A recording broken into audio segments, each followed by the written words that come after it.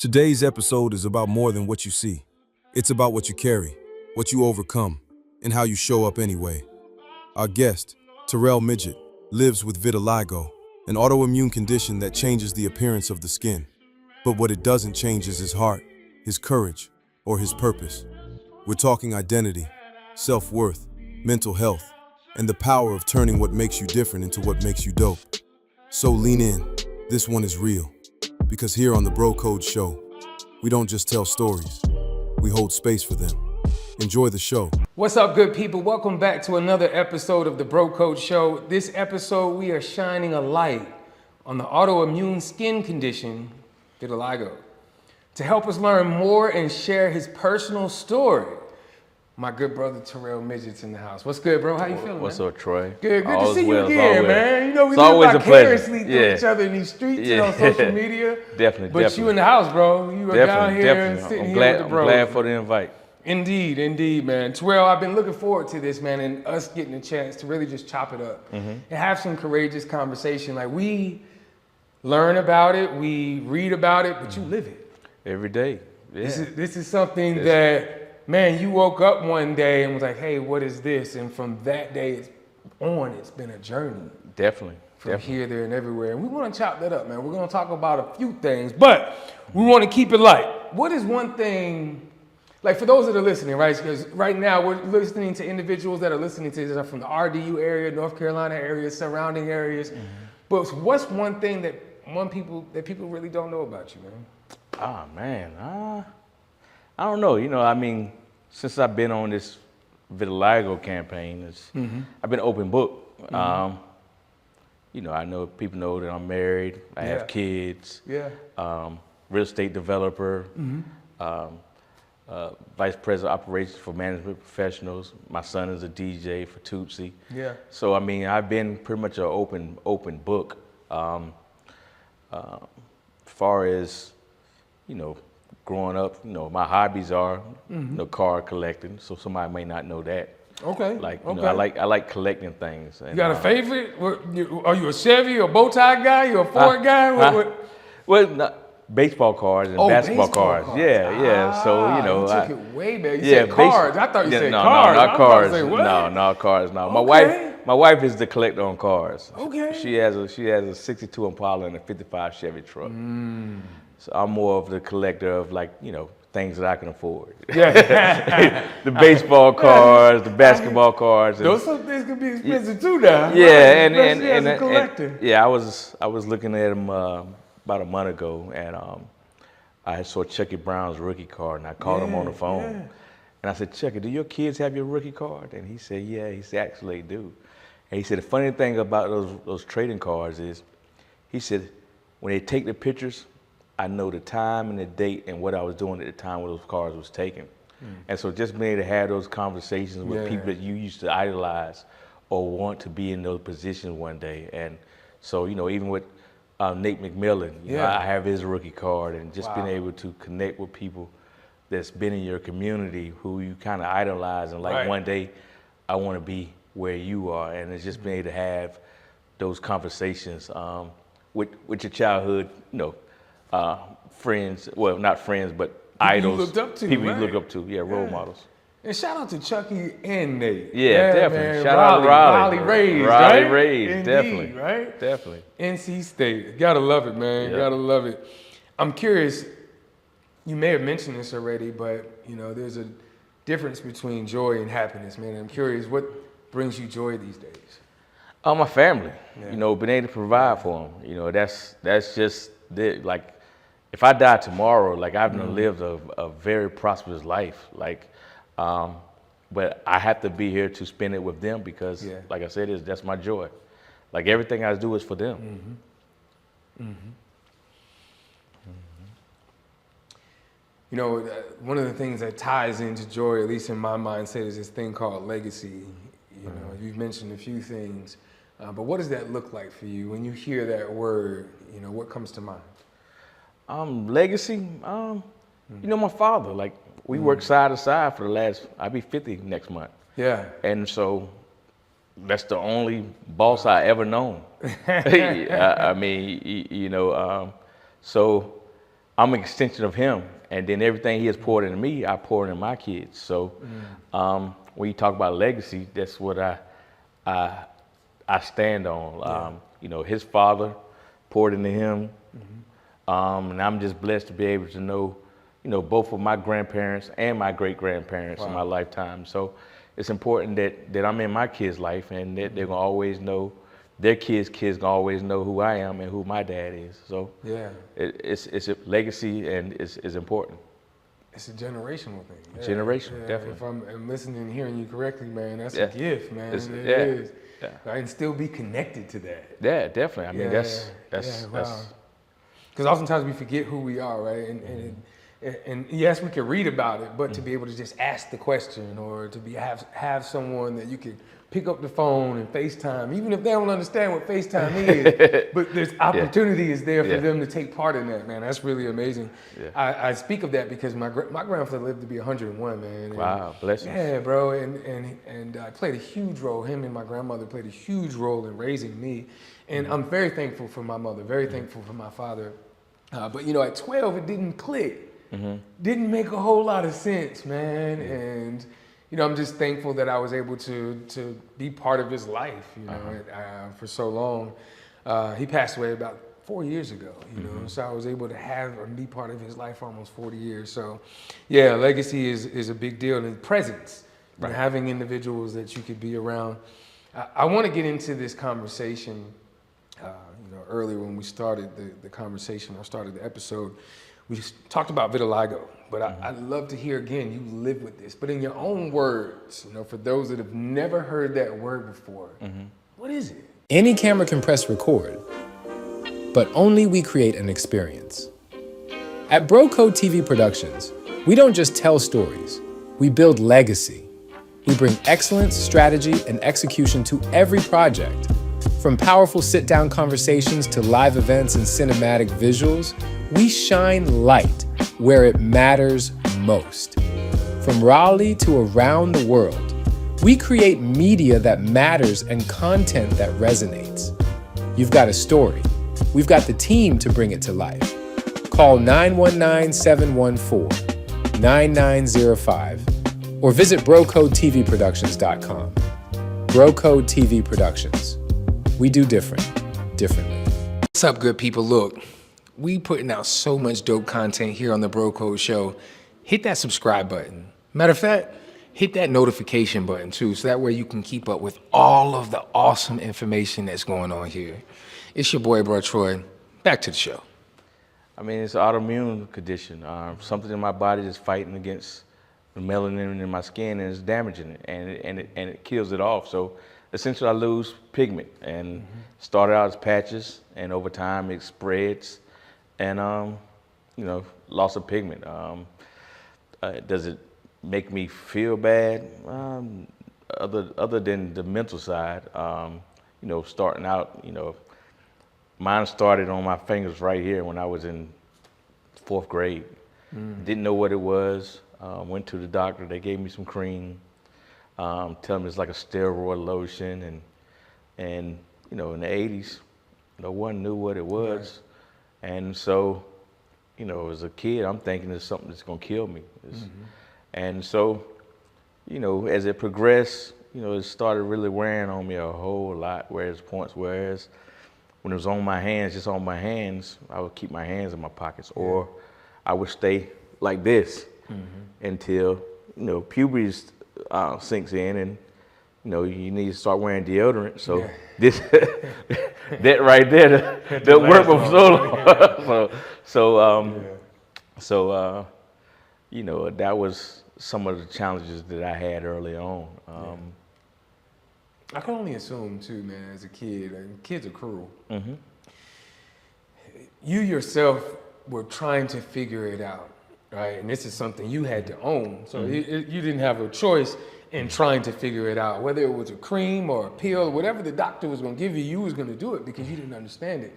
But the same manner, and you say in the 80s, right?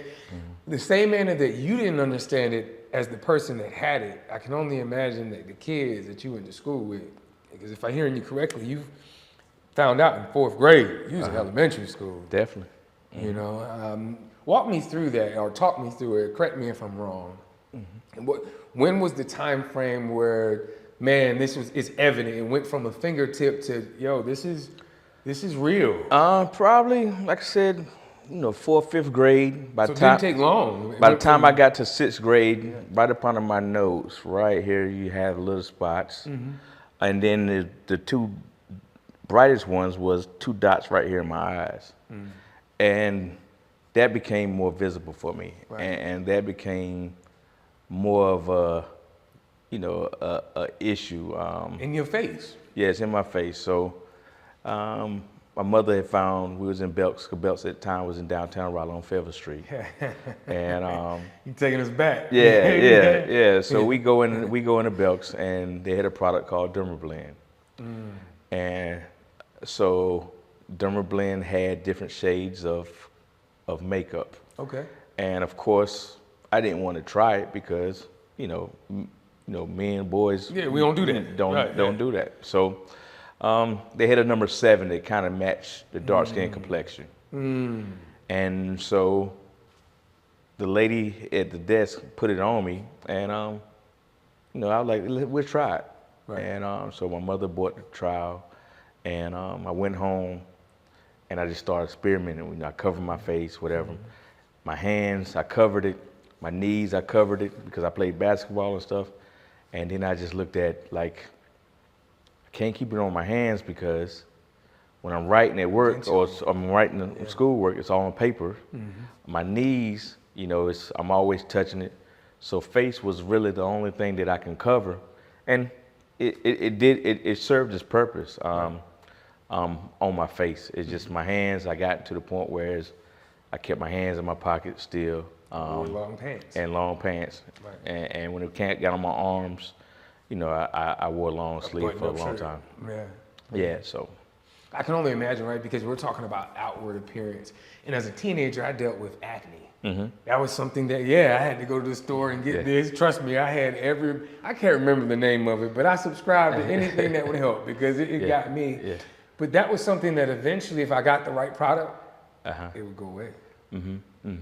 Well, vitiligo doesn't. It doesn't. It doesn't. That's my point. Like, yo, this. It progresses in certain, it's different variations of vitiligo, and actually, like I said, I'll be 50 next month, and I just found out maybe 10 years ago it's different, parts of vitiligo. Like, I had what's called universal because I done lost all my pigment. Some people might only have, a certain patch all their life. Some might have it in their mouth or different places, and so there's levels. There's different stages. It's different. Some people said hereditary, and that's all I knew it was. But no one in my family has had it until studies showed it's autoimmune, just like diabetes. It's a numbers game. Numbers game, and so a lot of people that has vitiligo usually have another autoimmune issue as well. So mine surfaced maybe about 5 years ago, which is I have vitiligo and now I have Crohn's. Wow. And so you just learned this 5 years ago. Like 5 years ago. And then like some people may have vitiligo and diabetes or vitiligo and lupus or, it's, alopecia. Like all of that's autoimmune. So it's tied to something that's in our immune system that's, so that autoimmune deficiency was introduced into your body at fourth grade. Fourth grade, so 8. Yeah, 8-ish, right? 9-ish, something around there. But you didn't get the other part of it, right? Because you're saying it oftentimes is connected to something else. Well, usually over a process of time. So over a process of time. And that's, again, that's a work in progress. Like I said, when I'm in elementary and middle school, again, there's no cure for it. Nobody knows anything about it. People give me, cover creams to try on. They have steroids. And then there was this thing that was breakthrough was PUVA. And PUVA was a light box treatment. So this is only speed up to like 9th or 10th grade. Okay. And by that time it had progressed, significantly. And so I wanted to try PUVA. Is this a medication or? Yeah, so the PUVA is you take a pill. Okay. And when you take the pill, you usually have to wear sunglasses. And it was the big sunglasses, like the big Terminator X sunglasses with the big sides on it. Stevie Wonder, Yeah, Stevie on them. Okay. yeah. So, and you have to wear that for like a day and a half after you take the pill, anywhere that you're around direct sunlight or UV rays or fluorescent light bulbs. So it affects your eyes? Yeah, it can cause cataracts. Wow. So the Puva was essentially a tanning bed that stands straight up. You get in it, all it is like lights all the way around. Ah, that would make So, sense. Okay. Like I had to do that 2 days a week. So imagine, so once I take a pill, like I said, I had to wear those glasses for a day and a half. So 3 days I'm wearing glasses and pills. Before you even get to the machine. Yeah. And 2 days of machine. So 5 days out of the week, I'm doing shades and machine. Yeah, in the machine. So, And is this in hopes to reverse, come back? What is restore? Restore. It restored. So it wasn't no guarantee, but I tried it. It was new, right? Yeah. And after a period of time, they'll do little circles to show where it repigmented, and it did. Okay. I mean, it did. It came back a little bit darker in places, but the drawbacks is that everywhere that it tanned, everywhere it was burning. So I'm in the booth, and I used to put a gauze on my lips, but my lips was burning, my hands was burning, my feet were burning to the point where was it worth it? Right. I couldn't go to school because I couldn't even put my socks on. Right. So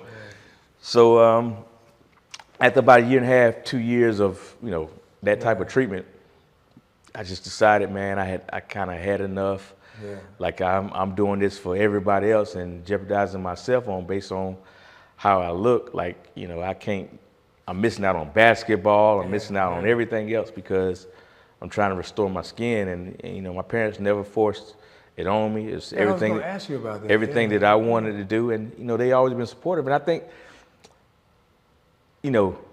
parental support is key to anything that someone is going through, a child, because I don't know where I would be without my parents' support. Like everything I wanted to do, they supported. When I go back to makeup, like I said, my mother, she bought it. Actually, my father was better with putting it on me. And like I said, I was in shoot. Yeah. I was going to high school. My father would go to work in the morning and come back to put it on my face because he could blend it well. And so it's just like, it wasn't a Terrell condition. Yeah. It was a family condition because it was new to everyone. I mean, imagine a parent going out and people making comments about their child or seeing stuff that I went through. I mean, Right. I've been out with friends to the pool and everything, and everybody knows if it's contagious or not. So Right. once I got in the pool, Everybody got out. And so, the psyche of it was a bit much. Yeah. Bro Code TV Productions specializes in visual storytelling that captures the essence of who you are. Whether it's personal branding, milestone events, cinematic storytelling, or custom green screen productions, our team delivers stunning visuals with excellence. We also bring stories to life through high-quality animated videos. Located in Raleigh, North Carolina, we work with clients nationwide, providing videography, photography, drone cinematography, and high-end editing. Ready to tell your story through high-quality media? Let's work. Call 919-714-9905 or visit BroCodeTVProductions.com to connect with the bros today. What's up, good people? Look, we putting out so much dope content here on the Bro Code Show. Hit that subscribe button. Matter of fact, hit that notification button too, so that way you can keep up with all of the awesome information that's going on here. It's your boy, Bro Troy. Back to the show. Yes, your family can support you. Yes, your family is present. However, you're the one living with it. Mm-hmm. All right? You said something earlier. I don't want to skip over it. When you were doing Puva, excuse me. Puva, yes. When you were doing those treatments, and correct me with this one, help me, you said you were doing it for everyone else. Mm-hmm. So for a year and a half, like why then? Like If it was burning and it was hurting, man, well, why not? You Well, know what I mean? well, the end goal was to restore my skin. Yeah. And I just thought that once my skin is restored, I'd be whole. And I was just giving up too much of me. Yeah, yeah. When did, because it sounds as if you lost all pigmentation, is that correct? Yes. So at 9, you went through that treatment. You're now getting ready to graduate high school. I saw your high school grad. We're going to pop that up on the screen too. I saw all that on Instagram. Now you're getting into adulthood and now you're having the opportunity and more access. So when we talk about the mental health space and really working through, if and when was there a turn where, okay, now this is something I'm living with, but it's more empowering than it is deterrent. You know, I'm able to walk in this in my fullness. That's part of the question. And I guess before you answer that, when did you lose all full pigmentation? Like, I mean, probably fully, maybe 4 or 5 years ago. That's really? when I lost completely. Wow, it took that long. Yeah, so it took a progressive of maybe about 35 of 38 years. Okay.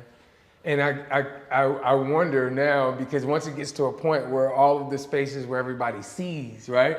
Right? All the spaces where everybody sees, once it turns into one color, is there a shift in mental part? Why? Because there's I can only assume there's no need for makeup then, right? I feel like that's I'm one color now, right? If that makes sense. So for a long time, you got to look at, I wore makeup on my face in 6th grade. Yeah. So, and it was just 2 dots. So no one really probably knew how it circled around and how it, kind of, went through because it's always covered.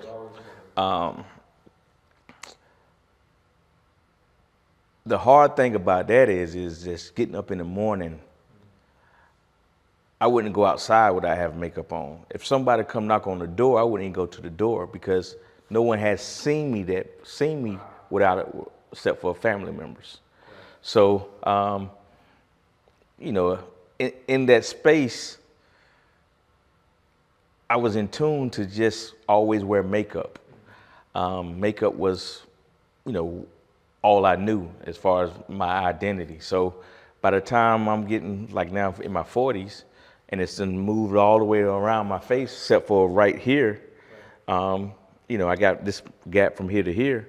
And so I'm just going based on the pattern of how I'm losing pigment. But, society kind of changed for me. Whenever, Obama ran for president the first time, people was, they wasn't happy. There's the first African American that was running for, not first one that was running, but the first one to become the president. People were thinking that I was in blackface. And when they made those comments, I felt attacked. Yeah. And so as more time went on, it was more and more attacks. And then, 8 years later, Trump comes in. And when Trump comes in, it becomes another racial push. Yeah. So now I got it from one side to the next side. Now it's just like I'm been hitting on, from blacks, whites, and whoever about the way my appearance is. And one thing I think I did is I wore my makeup too long. Okay. But that was what I was comfortable with. Right. I think I had been in this community for so long and been so active that people knew, regardless of when I went out in public, how I looked. It was just like different places I went to. Like I was speaking on, I was in Vegas, and it's a lady that rolled by, and again, she thought I was in blackface, and she came out and she was ready to fight. She squared up, and I had explained to her what vitiligo was, but she was still thinking I was lying. So, but it became for me more of a safety issue. Whereas that, she might have had something that could harm me, and so it just a lot of it took a toll on me. As far as confidence, I think I've had confidence for, no, I haven't been strong. I have my days, but in this community, I think I've had a confidence for a while because I have a gift of attention. And that's what God gave me with vitiligo is that every room I walk in, I have to focus. And so I just take, when I walk in those rooms, I just take that attention and I walk like I own the room. And so why, just like the camera moves, you know, I feel like I'm always being watched, so I give them something to look at. That's it. You got to give me something to look at. Yeah, I love it. And that approach towards it. Like I think I've been in this community, give or take about 10 to 12 years now. And then in that space, I think we've been familiar with each other for, I would love to say the last 7 or 8, if I'm not mistaken. The reason I bring that up is now you've got me curious, you know, because from the moment that I've known you, right, this is how I've seen you, right? From the moment that I've known you, it wasn't your appearance that drew me to, it was your heart, right? It was your service towards others, right? Because that was the space that we met each other in. Right. Your heart towards people shines way brighter than your reflection. Yeah, I appreciate it. Because that's who you are, right? It's innate. Right. But the reason I bring that up is when did that shift for you? Like, I'm curious now, you're saying that, hey, working in the community and you're saying you wore the makeup too long. When did that shift happen to say, hey, I'm no longer gonna do that and I'm gonna show up in my fullness of who I am as Terrell Midgett? Bro Code TV Productions specializes in visual storytelling that captures the essence of who you are. Whether it's personal branding, milestone events, cinematic storytelling, or custom green screen productions, our team delivers stunning visuals with excellence. We also bring stories to life through high-quality animated videos. Located in Raleigh, North Carolina, we work with clients nationwide, providing videography, photography, drone cinematography, and high-end editing. Ready to tell your story through high-quality media? Let's work. Call 919-714-9905 or visit BroCodeTVProductions.com to connect with the bros today. What's up, good people? Look, we putting out so much dope content here on the Bro Code Show. Hit that subscribe button. Matter of fact, hit that notification button too, so that way you can keep up with all of the awesome information that's going on here. It's your boy, Bro Troy. Back to the show. That was kind of forced. It was out of my hands.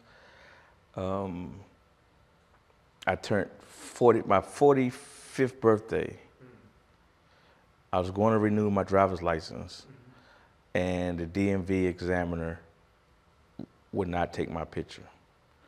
And he wouldn't take my picture because he said I was wearing makeup. And I said, sir, I've been wearing, it might be it had to be 40, not 45th, maybe 43rd birthday, I'm sorry.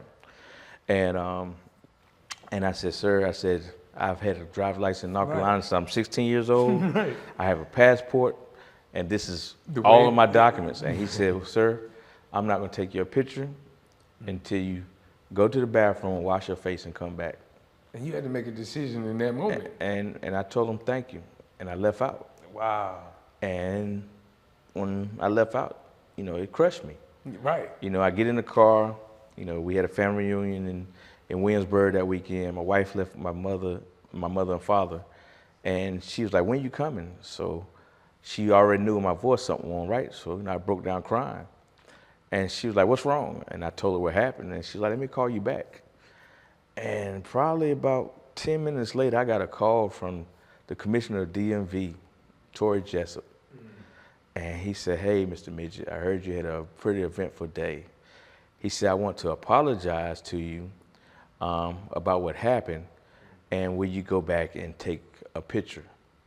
And I said, sir, you know, I've had a lot going on today, not in the mood, but I would tell you, if I was someone that was suicidal, the state would probably have blood on their hands today, because it took me to another space.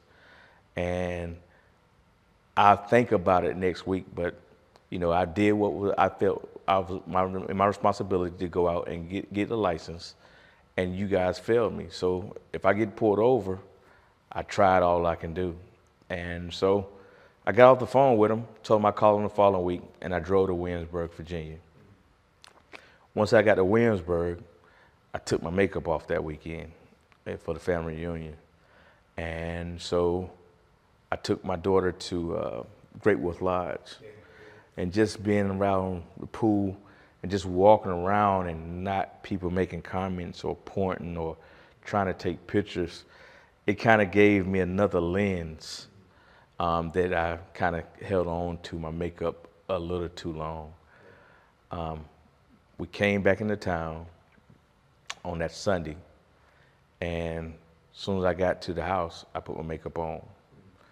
And my wife and my father said, I thought you was done with that. And I said, no. So I went out to go hang out with some friends. And for that next week, I was, was just thinking about how to remove my makeup. Because one, I didn't want to have people thinking that I bleached my skin, I'm Michael Jackson or what have you. It was just trying to wrestle on how to let that part go. And so I called a friend of mine that's a photographer. He came over, he took a picture of me, and I wrote a little letter and just saying, it's me. And he went back, he edited the photo, he put my letter on it, and my best friend Chris, at the time he had quite a bit of followers, and so I asked him to post it, and he did. And so that's how I kind of, let everybody know everything that I was going through. And it took the weight of the world off my shoulders. Yeah, but the reverse side of that is that once I did that, I went in somewhat of a depressed state for about 8 months, because I went from being probably one of the most recognizable persons in Raleigh to someone that didn't notice me until I said something. Like a classmate, if they didn't have social media, if I saw them in the food line, and I like, hey, Jim. Because they were used to seeing you. Yeah, so, yeah, and actually today, I was at an event today, and it was a lady that I met, that I saw today, that gave me my first job out of college. And she looked at me like she knew me, but when I told her my name, man, it's just, but it's those moments that can be a little difficult, because you work so hard to be you, and now people see you in a different transformation, and so that's just been the hardest thing. Man, I admire your tenacity. I admire your heart, Terrell. For you, and I really would love to challenge you too, man. It's similar but not the same. So obviously, my weight loss story, and over 400 pounds, and it's almost similar, bro. People will see me now and like, hey, what's happening? Like, who? Right? But it's given me a new lease on life, bro. Like, it's really giving me an opportunity to live life differently and still be me, but an even better version of me, a version that I didn't even know existed. Right. Because I was caged in that fat body. Right. So I wonder, man, what does that look like for you, man? Because if I'm hearing you correctly, bro, that was only like 7 years ago. Yeah, I mean, like, you're a new kid. Yeah. So, and then two is, like I said earlier, is we talked about hereditary, and not knowing if what's going on in my body is I pass it on to my kids or their kids. I just wanted to be able to get ahead of it, just in case they have to deal with the loss of pigment. Social media has increased everything now, whereas that, like if I was in middle school and I'm walking down the breezeway at Enloe, somebody may say something derogatory, and I can say something back to them. But let's just imagine if if social media was in the 90s and someone make a comment on social media and I had to go home and read that someone has called me a cow. And I would have to look at the comments of people laughing at me or saying other derogatory things. I just think, you know, social media has amplified everything. So my fight is to make it, you know, mainstream, whereas everybody knows what vitiligo is. And you've done a great job doing that too, man. I think that's a great shift too, because your shirt, that's what I want to talk about, right? So what does it say? It says, why be average when you were born to stand out? Vitiligo awareness. Yes. I've seen this as well as the posts on social media, I've seen you sitting with pictures and promoting it, standing with individuals that have the same autoimmune disease.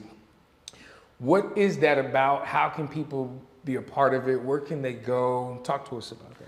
Any camera can press record, but only we create an experience. At BroCode TV Productions, we don't just tell stories, we build legacy. We bring excellence, strategy, and execution to every project. From powerful sit-down conversations to live events and cinematic visuals, we shine light where it matters most. From Raleigh to around the world, we create media that matters and content that resonates. You've got a story. We've got the team to bring it to life. Call 919-714-9905 or visit BroCodeTVProductions.com. BroCode TV Productions. We do differently. What's up, good people? Look, we putting out so much dope content here on the BroCode Show. Hit that subscribe button. Matter of fact, hit that notification button too, so that way you can keep up with all of the awesome information that's going on here. It's your boy, Bro Troy. Back to the show. I just think, you know, I want to be what I haven't had. You know, again, in the 80s, there wasn't support groups. And I think support groups are essential.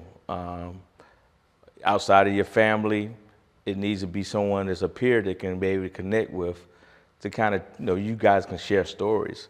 Like, it's a lady in North Carolina, vitiligo group. We had talked, and she was like, you know, when she was younger, she got bit by a jellyfish. Like, wait, I got bit by a jellyfish. So then I'm comparing stories like, well, maybe they carry something that caused us to have vitiligo. So the support groups kind of give you an avenue whereas that you can, you know, kind of figure out what's going on, what the doctors don't know. And so we talked about jellyfish, we talked about I'm pernicious anemic, and so we kind of bring in our diagnosis and just try to see what common grounds are. Stand out kind of came into place, whereas I started getting phone calls from folks like, well, hey, you seem to wear it well. I have a son that just hadn't gotten there yet, and so the hardest step to vitiligo is embracing it. And I want to be able to show people that, you know, as I spoke earlier, is don't look at it as anything negative, look at it as a gift, because people want attention. You don't have to have it. You already got it, so own it.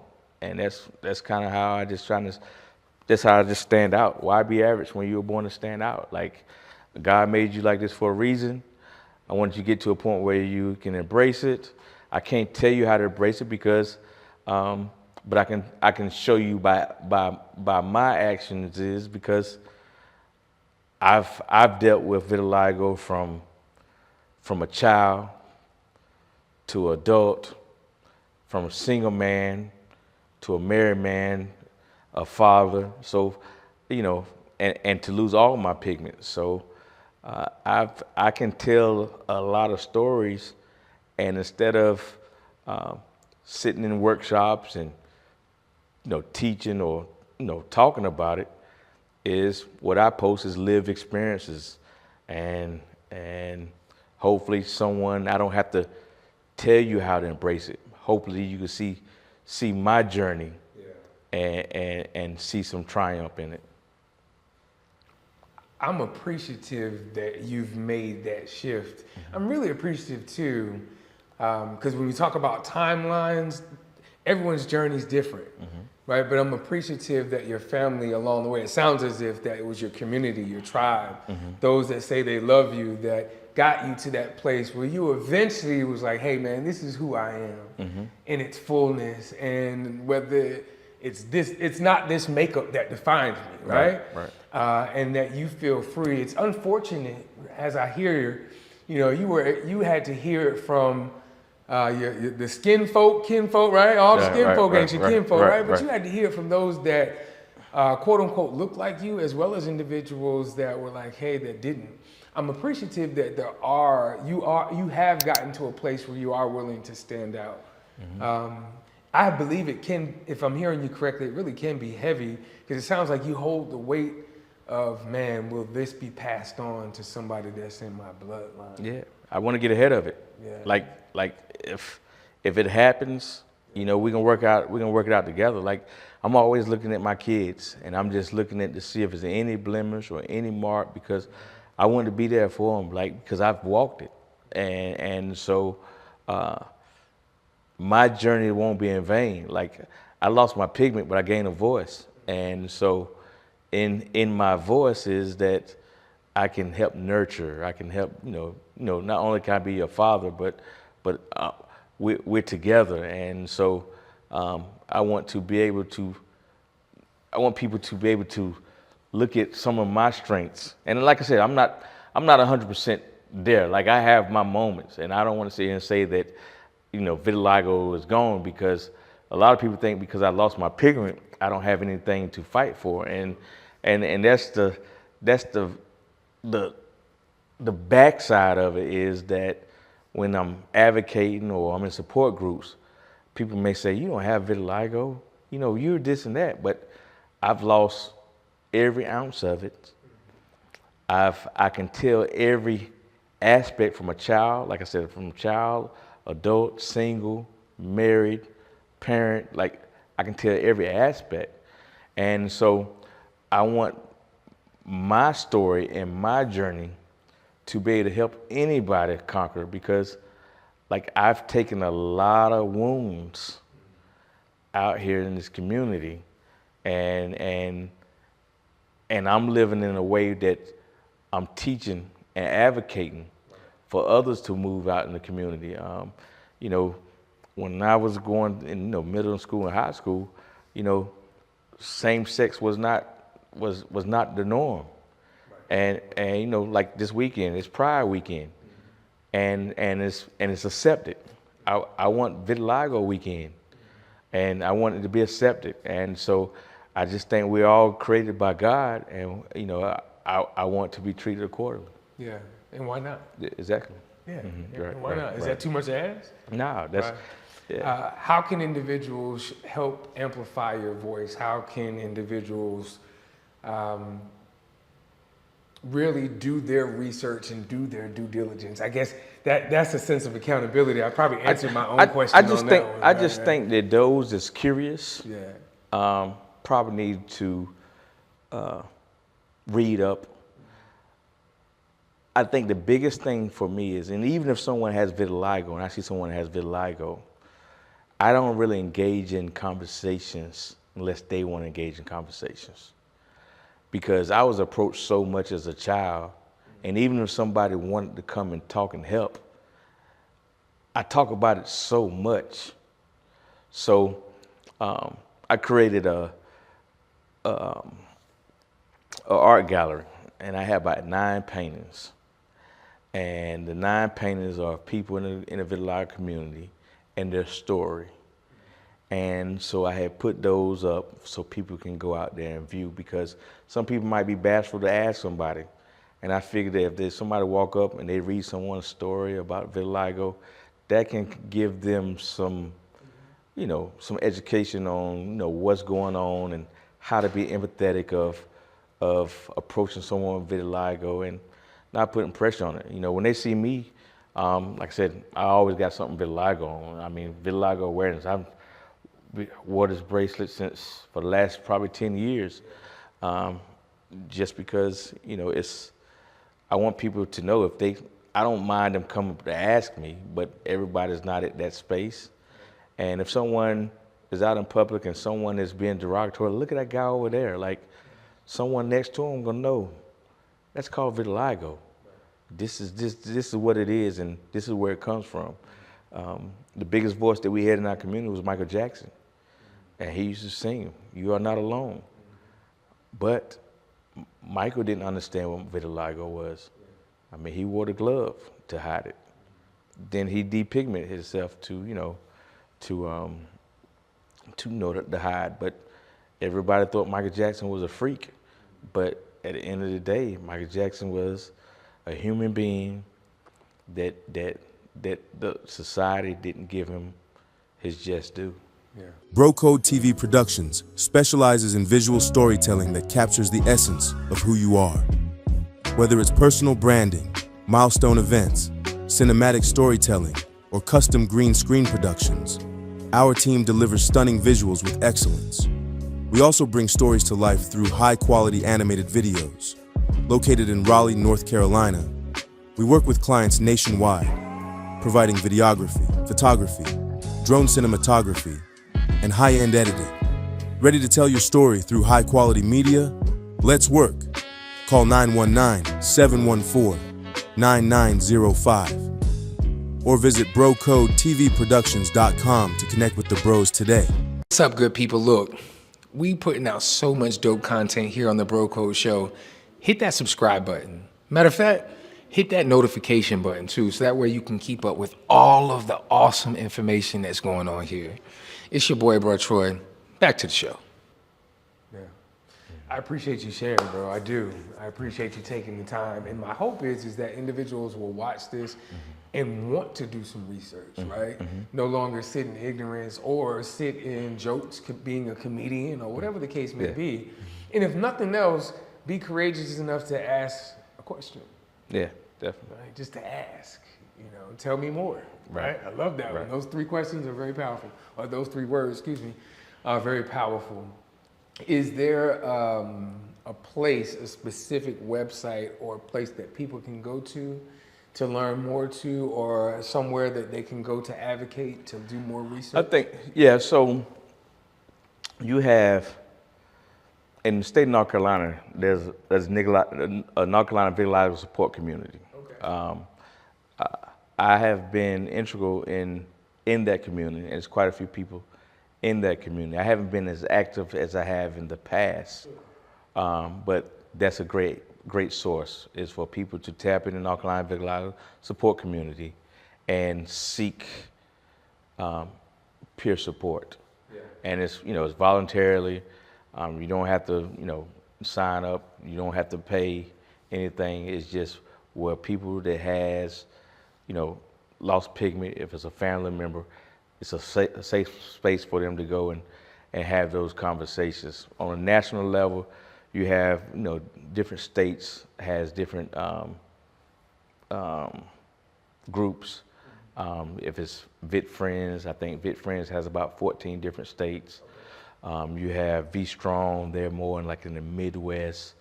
There's some in Georgia, Florida. So there's support groups everywhere. I just think that this weekend, next weekend coming, it's an annual conference in Tampa. It's Tampa next year, and I would love to get in Raleigh one year because I want to show the world the work that has been done in North Carolina. I haven't done it by myself, but a lot has been done in this state where North Carolina, especially Wake County, is a vitiligo-friendly community. We have done a great job of making sure that the community is aware of what it is. We have great elected officials who supports everything that we do. And I would love to bring the national conference here one year to really show the world what a vitiligo community really is. You heard it, Raleigh. Raleigh Convention Center, let's make it happen. All right, what's the name of the conference?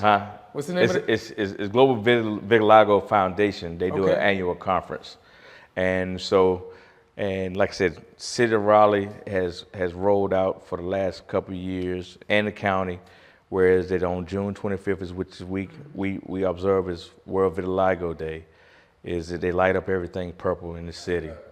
And I would just like for the vitiligo community nationally to come into our area to see what it is, because all states need to have a charter for vitiligo.